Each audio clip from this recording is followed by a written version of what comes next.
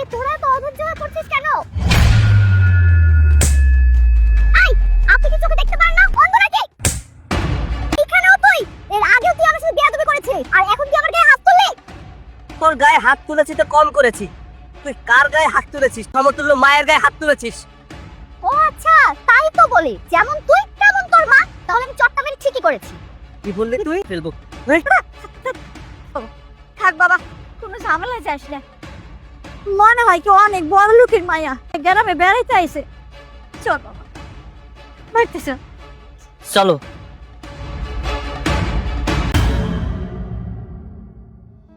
আমাকে এভাবে বসে থাকলে চলবে না, আমাকে কিছু না কিছু তো করতেই হবে। যেভাবে হোক না, আমাদের এই মোড়ল সাহেব তো জমির দলিল রেখে টাকা দেয়।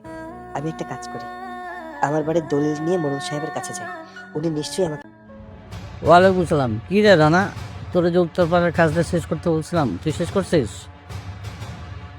কেন? মিস্ত্রি করে মজুরি দিয়েছিস কত? আচ্ছা আচ্ছা।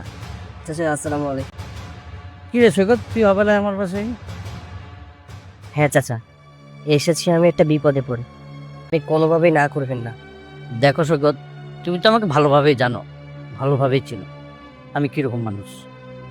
ভালো, আর যে খারাপ ব্যবহার করে তার সাথে তুমি দ্বিগুণ খারাপ ব্যবহার করো। দেখো সৈকত, তুমি যেহেতু আমার পরিবারের সাথে খারাপ ব্যবহার করোনি, হ্যাঁ একজন ভদ্র ছেলে, তোমাকে আমি সাহায্য করব, কিন্তু তোমাকে এত চিন্তিত দেখাচ্ছে কেন? তোমার কি হয়েছে বলো তো, খুলে বলো। তো আমার মা অসুস্থ, তাই হসপিটালে নিয়ে গিয়েছিলাম। ডাক্তার বলল আমার মার নাকি ক্যান্সার হয়েছে।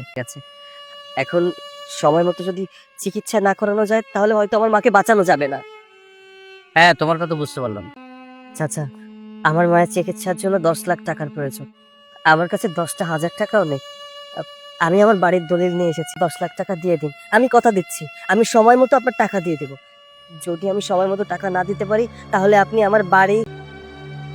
হ্যাঁ, তুমি আমার কাছে টাকা সাহায্য চেয়েছো, আমি তোমাকে টাকা দিয়ে সাহায্য করবো, কিন্তু তোমাকে কি দেখে আমি 10 লক্ষ টাকা কিভাবে রিটার্ন করবো বলো তো? চাচা, আমি বললাম তো যেভাবে পারি আপনার টাকা আমি দিয়ে দিব। দোহাই চাচা, আপনি না তো করে যখন বলছিস দেবো নি, যা, কোনো সমস্যা না। একি তুই তুই এখানে? আপনি আপনি এখানে কি করছেন? চিনি মানে? ওকে আমি খুব ভালো করে চিনি। তোমাকে বলেছিলাম না, এই হচ্ছে সেই ছোট লোকের বাচ্চা যে কিনা 80 টাকার জন্য ও আমার সাথে ছিল। এই, তোর সাহস তো কম না, তুই আমার বাড়ি পর্যন্ত চলে এসেছিস। ও ও তোকে অপমান করেছে, তোর গায়ে হাত তুলেছে? হ্যাঁ বাবা, আবার গায়ে হাতও তুলেছে। তোর এত বড় সাহস, তুই আমার মেয়ের সাথে খারাপ ব্যবহার করেছিস, আমার মেয়ের গায়ে হাত তুলেছিস, আমার মেয়েকে টাকা ধারছে। তোর সাহস দেখে আমি অবাক হয়ে যাচ্ছি। এখনো যে তুই আমার সামনে দাঁড়িয়ে আছিস, এটা তো 7 কবরের বাক্য। আর তোর এমন অবস্থা করব তুই জীবনেও কল্পনা করতে পারবি না। চাচা বিশ্বাস করেন, আমি ম্যাডামের সাথে কোনো খারাপ ব্যবহার করিনি। কর, বন্দুক দিয়ে তোর মাথার গুলি উড়িয়ে দেবো। বাবা, তুমি জানতে চেয়েছিলে না যে ছোট লোকের বাচ্চাটাকে? যদি জানতে ছোট লোকের বাচ্চা, তাহলে দাঁড়িয়ে আছো কেন? ওকে উচিত শিক্ষা দিয়ে দাও। হ্যাঁ দেবো, অবশ্যই দেবো। ওকে 500 টাকা এবং তোর পা ধরে ক্ষমা চাবো। চাচা, আপনি আমাকে যে শাস্তি হয় দেন তাতে আমার কোনো সমস্যা নেই, আর তা না হলে আমার মাকে আমি বাঁচাতে পারবো না।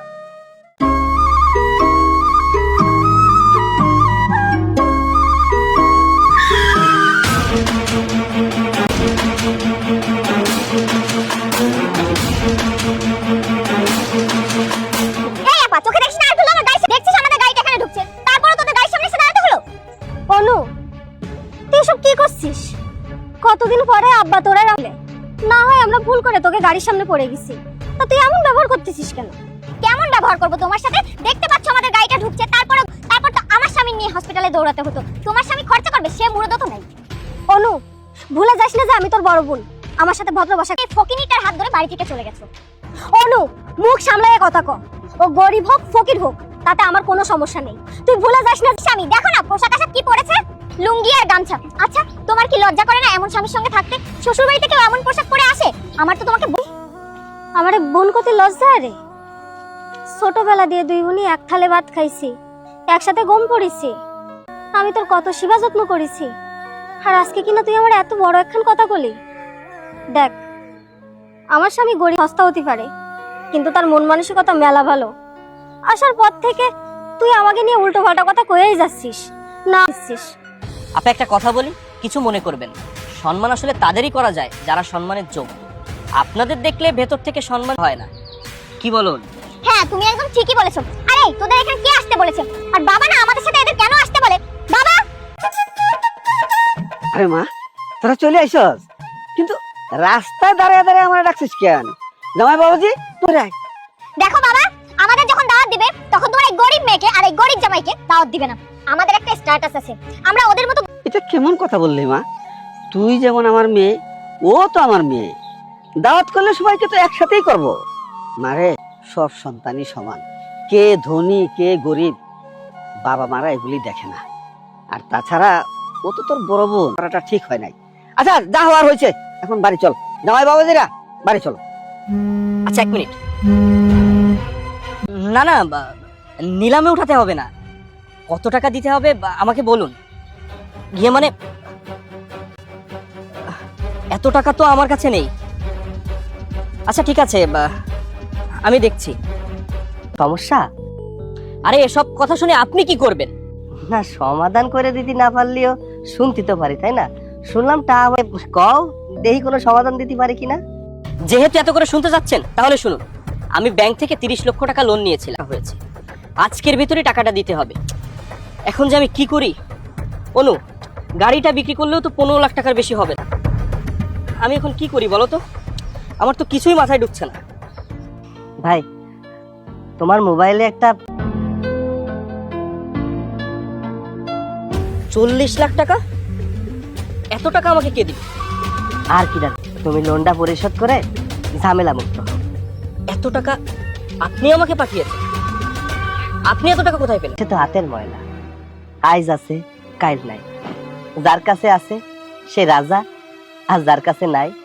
আসলে আমি এইসব পোশাক আশাক পরে থাই তো কি হয়েছে, আমাকে জমি জমা অনেক আছে। আমাকে প্রায় 140 জায়গায় ধান হয়, পাট হয়, মাছ হয়। প্রতি বছরে প্রায় 50-60 লাখ টাকার মাছ আছে, মুরগির ফার্ম আছে। টাকা পয়সা নিয়ে আমি অহংকার করি না, বললাম না? এই যে টাকা আজকে আছে কালকে নেই, তো কার উপকারে আসবো? তোমার আজকে সমস্যা, আমি যদি তোমার সমস্যা না দেখি কে দেখবে আমাকে?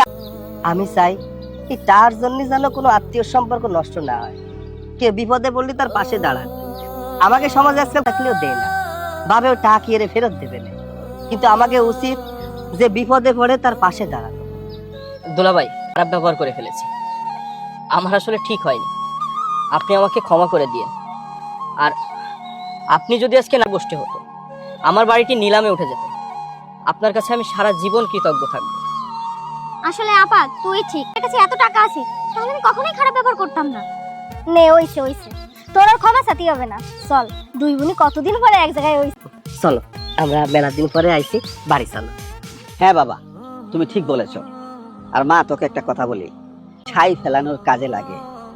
যাকে তুই এত অপমান অপদস্থ করলি, আজকে তোদের এত বড় বিপদ হচ্ছে। আর কথা বাড়িয়ে লাভ নাই, তোমাদের জন্য অনেক কিছু রান্না হয়েছে, তোমরা খাবা। এখন চলো চলো বাবাজি। ব্যাগটা আমার। ভাইয়া আজকে তুমি এই গাড়িতে করে অফিসে যেও না, আমি নিজে চোখে দেখেছি। তুই এসব কি বলছিস? হ্যাঁ, তোর মাথা তো একদম পাগল হয়ে গেছে। এই, তোর ভাবি কেন আমার গাড়ির ব্রেক ফেল করাতে যাবে? আমার কি মনে হয় জানি, তাই ভুলভাল বকছিস। ভাইয়া, আমি কোনো আজে বাজে স্বপ্ন দেখিনি। সকালবেলা কি হয়েছিল জানো? তাহলে শোনো।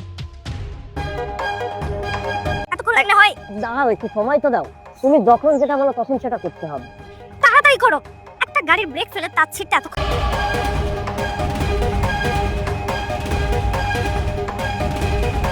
ওয়েল ওকে, ডান। তুমি কোনো হয়ে গেছে। তোমার হাজবেন্ড এই গাড়ি চালাবে আর কখনোই থামবে না, নিশ্চিত মৃত্যু। ঠিক আছে, তুমি এখন বাড়ির আশেপাশে থাকো। ওকে, ঠিক আছে, বাই।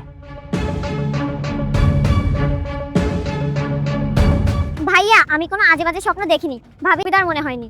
ভাবির একটা বয়ফ্রেন্ড আছে, আর তার বয়ফ্রেন্ডকে ডেকে এনে আজকে সকালে এই গাড়ির ব্রেক ফেল করিয়ে দিয়েছে। তোমার যদি আমার কথা বিশ্বাস না হয় তো কোনো মেকানিক ডেকে এনে বলো যে তুমি আজকে এই গাড়িতে করে নিয়ে তাকে শপিং এ যাবা। দেখো তার রিঅ্যাকশন কি হয়। আচ্ছা ঠিক আছে, আমি তোর ভাবিকে ডাকছি। একটু নিচে আসো তো।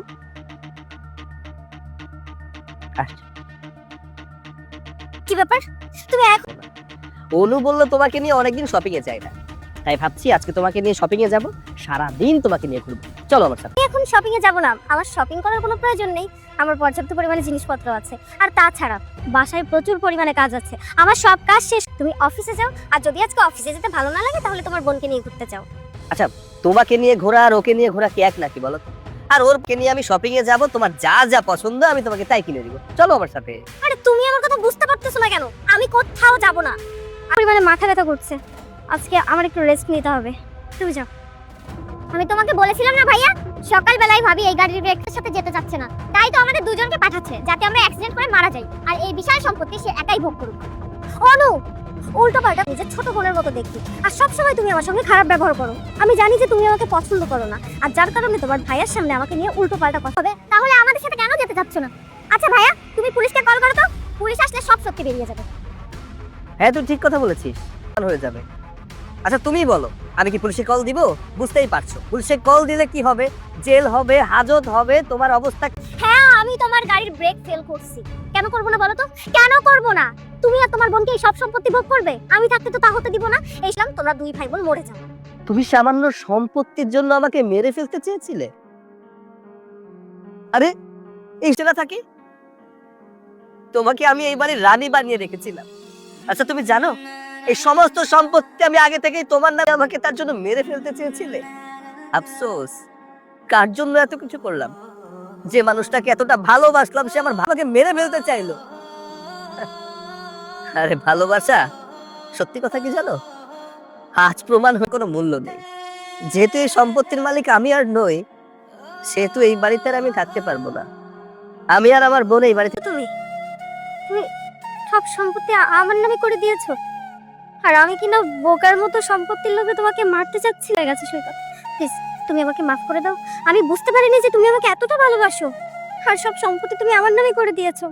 আমি যেহেতু সম্পত্তি সব আমার নামে লিখে দিয়েছো, তাহলে তোমাকে দিয়ে আর কি হবে? তুর্য, এদিকে এসো। লুক, আমার বয়ফ্রেন্ড তুর্য। তুর্য, আমরা শুধু শুধু বোকার মতো ওকে মারতে চেয়েছি, লিখে দিয়েছে। এখন ওকে দিয়ে কি করি বলো তো? এই যা, ভাগ। হ্যাঁ তাই তো, তাহলে ওরা আর এখানে থেকে কি করবে? ওরা এখান থেকে চলেই যাক। কোনো দাঁড়িয়ে আছে, তুই দেখতে পাচ্ছিস না আমার বয়ফ্রেন্ড? আমি আমার বয়ফ্রেন্ডকে নিয়ে অনেক ভালো থাকবো। যা, তুই এখন আউট হয়ে যা।